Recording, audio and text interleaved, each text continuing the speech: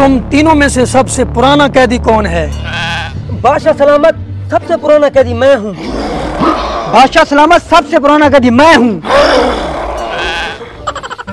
मैं हूँ। रुको रुको, तुम सबको आज मौका दिया जाएगा। तुम तीनों में से आज जो भी ये साबित कर देगा कि वो सबसे पुराना कैदी है, तो आज उसको आजाद कर दिया जाएगा। बादशाह सलामत, मैं उस दौर का कैदी हूँ जब रेलगाड़ी रोड पर चलती थी और उसको साइकिल की तरह पैडल मार के चलाया जाता था। हाँ भाई, अब तुमको मौका दिया जाता है, तुम अपनी बात साबित करो।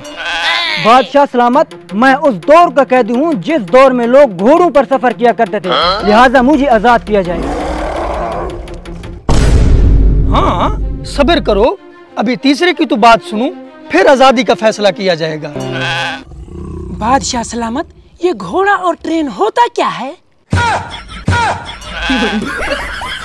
इतना पुराना कैदी, इसको फौरी तौर पर अभी के अभी आजाद कर दिया जाए और बाकी दोनों कैदियों को काल कोठरी में बंद कर दिया जाए।